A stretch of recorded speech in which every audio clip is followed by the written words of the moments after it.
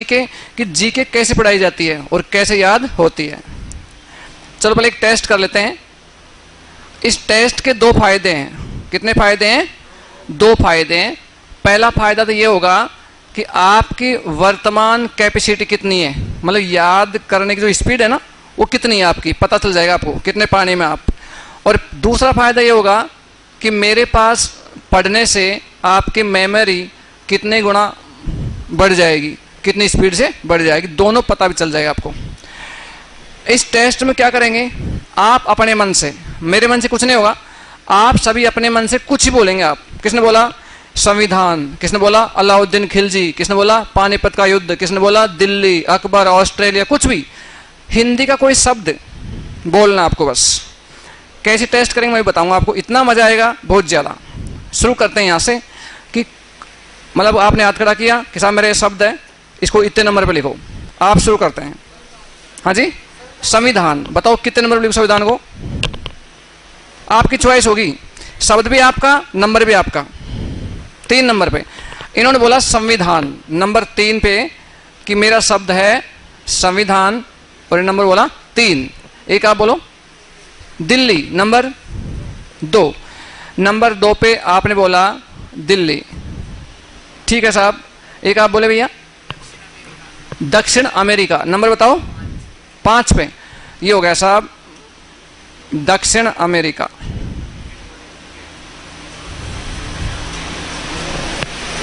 और बोले आप में से क्रांति, नंबर क्रांति का 7 नंबर पे हो गया क्रांति, ठीक है। और बोले आप भैया एकीकरण, नंबर 8 पे लिख दो, हाँ ठीक है एकीकरण, ये हो गया आपका एकीकरण हो गया साहब। और बोले विश्लेषण, मुद्रास्फीति 16 नंबर पे, ये हो गया आपका 16 मुद्रास्फीति।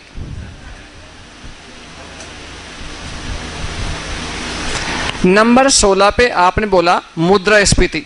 एक आप बोले कुछ भी, जनसंख्या नंबर 21, ठीक है साहब। नंबर 21 पे आपने बोला जनसंख्या। आप में से कोई इकोनॉमिक्स नंबर 12, ओके इकोनॉमिक्स। एक मिनट, भारत कितने नंबर पे? 1 नंबर पे, वेरी गुड, भारत, बहुत अच्छी बात है। आलिया भट्ट नंबर 10 नंबर पे, आलिया भट्ट।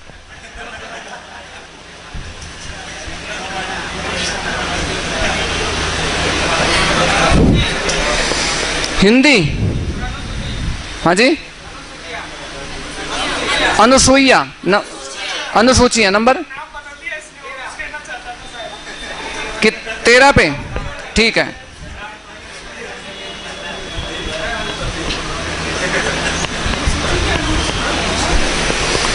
ये हो गया आपका अनुसूचियां, ठीक है। और बोले जनजाति नंबर, एक मिनट, 19 पे जनजाति, ठीक है।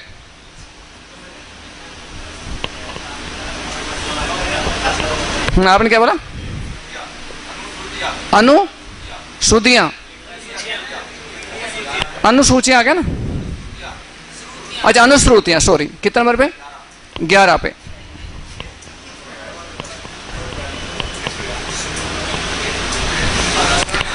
अनुश्रुतियां, अनुसरण 17 पे, अनुस्मरण, ठीक है।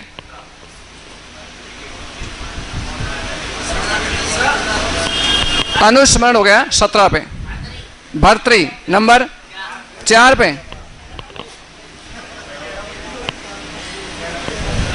भर्तृहरि नंबर 4 पे। और बोले नदियां 15 पे।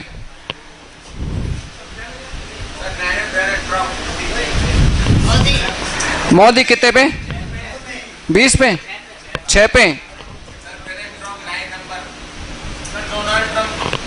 14 पे,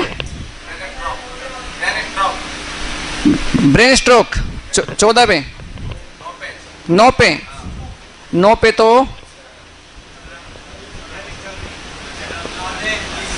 ठीक है, और बोलो 14 पे लादेन। चलो 2-4 और बचे हैं। मोहम्मद, अच्छा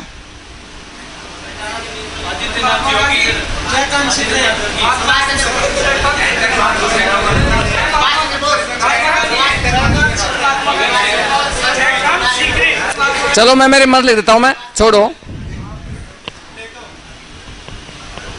मैं मेरे मन से लिखता हूं, कोई दिक्कत ना, आप सारे बोलने लगे।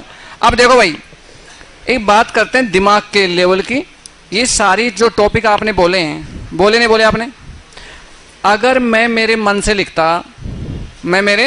से लिखता तो इसका मतलब ये होता कि मुझे पहले से याद थे और मैंने खुद ने लिख दिए और याद करके बता दिए। समझ गए मेरी बात को? ये मैंने आपसे इसलिए पूछा है ताकि आपको ऐसा नहीं लगे कि भाई मुझे पहले से याद थे। समझ गए मेरी बात को? अब मैं आपसे पूछूं कि 1 से 21 तक ठीक इसी क्रम में याद करना पड़े, ठीक इसी क्रम में याद करना पड़े, तो लगभग कितना समय लग जाए याद होने में? एक आइडिया कि रट करोगे आप तो, और रटने से कोई चीज़ याद होती नहीं, बहुत समस्या रटने से।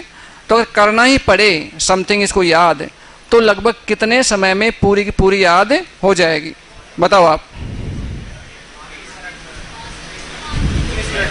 21 मिनट, कोई कहेगा 21 मिनट, कोई कह रहा आधा घंटा। और मैं आपसे कहूं कि उसको उल्टा क्रम पूछ लूं कि बताओ उल्टा क्रम बोलो, पूछ लूं मैं, तो लगभग कितना टाइम लगेगा? हैं 42 दिन लगेंगे आप। और मैं बीच में पूछ लूं किस नंबर पे क्या है, उल्टा सीधा, बीच में कैसे पूछूं मैं, तो मामला वो है। मतलब कुल मिला के बात यह है कि याद होना बहुत कठिन है।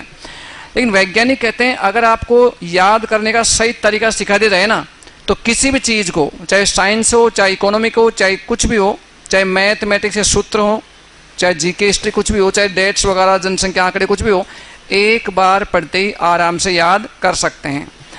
इसको ढंग से एक बार पढ़ना है बस। कितनी बार पढ़ना है? एक बार। और एक बार पढ़ते ही आराम से आपको याद हो सकता है। लगता है आपको एक बार पढ़ते याद हो सकता है चीज़ें? आपको आप ऐसा तो हो नहीं सकता, लेकिन मैं कहता हूँ ऐसा आराम से हो सकता है। इसको मैं एक बार पढ़ूंगा ध्यान से, सिर्फ एक बार, और एक बार पढ़ते ही कंप्लीटली मुझे ऐसे कैसे याद हो जाएगा। और ऐसा नहीं मुझे हो जाएगा, आपको हो जाएगा और मुझे हो जाएगा। तो क्या आप मानते हैं एक बार पढ़ते याद हो सकता है कोई चीज़? मैंने आपसे क्यों लिखवाया? अगर मेरे मन से लिखता इसका मतलब ये होता कि मुझे पहले से याद था। आपने लिखवाया इसका मतलब मुझे पहले से याद नहीं था। और ऐसा भी नहीं कि मैं पढ़ के याद करूं। आप चाहें कि साहब पढ़ के याद मत करो, तो मैं इसको सुन के भी याद कर सकता हूं। ओनली आप बोलोगे, मैं सुनूंगा, और सुनते ही मुझे पूरा का पूरा याद हो जाएगा। लगता आपको ऐसा? ऐसा लगता नहीं है। तो आप बताओ, सुन के याद करूं या फिर मैं इसको पढ़ के याद करूं? कठिन कौन सा मानते हैं साहब? ये कठिन है, पढ़ के याद कर लूं। एक बार पढ़ लूं मैं और फिर देखते हैं याद होता है या नहीं होता है। पक्का? पढ़ लूं ध्यान से? ठीक है, मैं आपके सामने पढ़ूंगा कि सच में मुझे याद हुआ या नहीं हुआ। पढ़ लूं ध्यान से? पक्का? ठीक है। 1 पे भारत, 2 पे दिल्ली, संविधान, 4 पे भर्तृ, 5 पे दक्षिण अमेरिका, 6 पे मोदी, 7 पे क्रांति, ओके। 8 पे एकीकरण, 9 पे ब्रेन स्ट्रोक, 10 पे आलिया भट्ट है, नंबर 11 पे अनुश्रुति है, और 12 पे इकोनॉमिक है, नंबर 13 पर अनुसूची है, 14 पे आपका लादेन है, ओके। 15 पे नदियाँ, 16 मुद्रास्फीति, 17 पे अनुस्मरण है, 18 पे आपका भाजपा है, 19 पे जनजाति है, और 20 पे आपका मोहम्मद बिन कासिम, सबसे मोहब्बत करें, और 21 पे जनसंख्या। डन। क्या लगता है इतना जल्दी याद हो सकता है? नहीं हो सकता। अब ये लिस्ट मुझे पूरी याद है। आप कहीं से पूछ सकते हैं, आप कहें तो उल्टा, आप कहें तो सीधा। बताओ कैसे बतानी है? 11th पे क्या है? अनुश्रुति। 10 पे आलिया भट्ट। 3 नंबर पे क्या है? संविधान। नंबर 4 पे भर्तृहरि। हाँ जी। 20 पे मोहम्मद बिन कासिम। हाँ जी। Brain stroke. 18 पे भाजपा। 16 पे मुद्रास्फीति। 5 नंबर पे दक्षिण अमेरिका। उल्टा बोलूं या सीधा बोलूं? 8 पे क्या है? एकीकरण।